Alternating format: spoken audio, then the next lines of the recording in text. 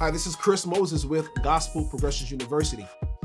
If you've played in church for any amount of time, there's going to come a point in time when you're going to have to play music by just learning it by ear. You won't have sheet music, you won't have a chord chart, you won't have anybody telling you what the numbers are or just yelling the chords out. You're going to have to kind of figure out what it is.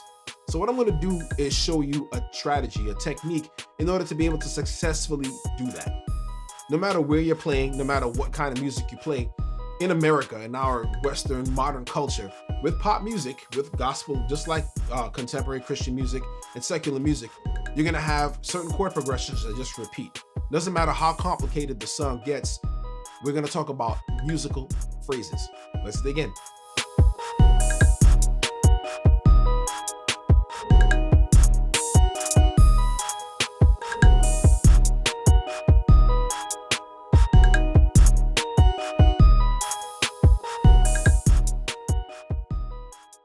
What a musical phrase is simply notes or chords that are put together to create an idea in music.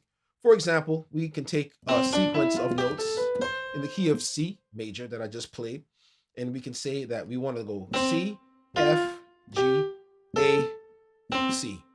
If you repeat that in some kind of pattern, you're going to have a rhythm, so you create a musical phrase just from that thought or that idea. And it can just keep repeating on forever and ever. But when we're playing, we're not just playing notes as church musicians, we're playing chords that go along with the notes that a person may be singing. In general, most secular songs, most Christian music are going to have some type of chord progression. When I go to learn a song, I don't listen to the entire thing to learn it all in one sitting, especially if it's complex. I'm going to listen to one area and listen for two things: the musical phrase, and I'm going to listen to the beats and the timing. It depends on where they play the music and where they play the chords. So you can have a particular set of chords like a 4, 1, and 5, 6 chord progression, and it may start on a different time, forcing the progression to start on a different time. And that gives a completely different feel.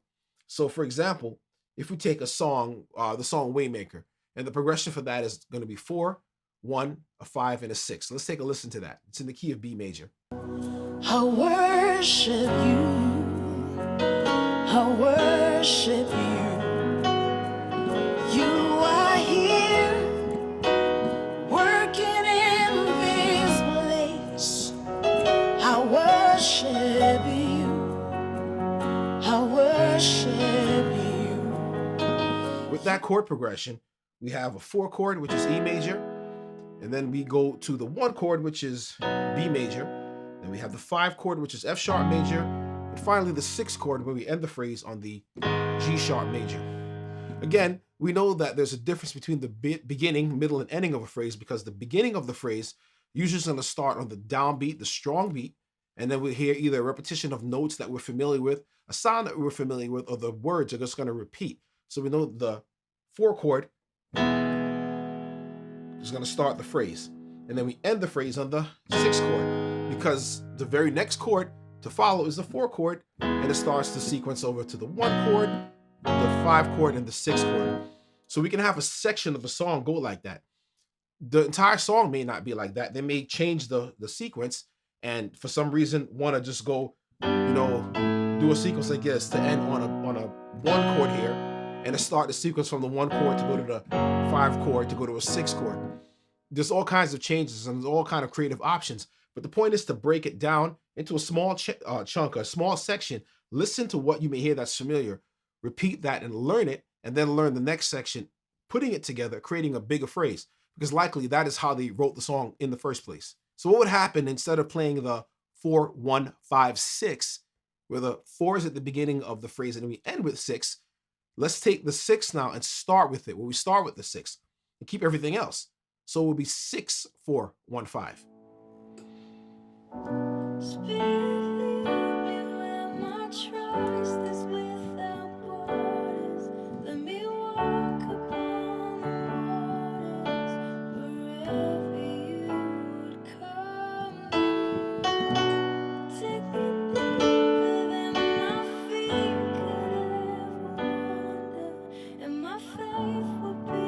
Stronger in the presence of my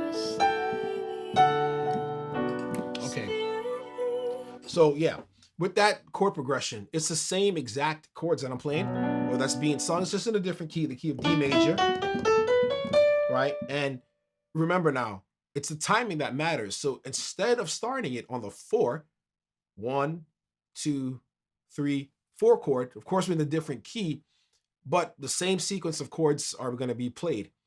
But the same sequence are going to be played starting on a different chord. All right, we have the same chords now. Remember, we took the 6 and started with it instead of ending with it. So we start with the 6, which is in the key of D major, would be 1, 2, 3, 4, 5, 6, B minor.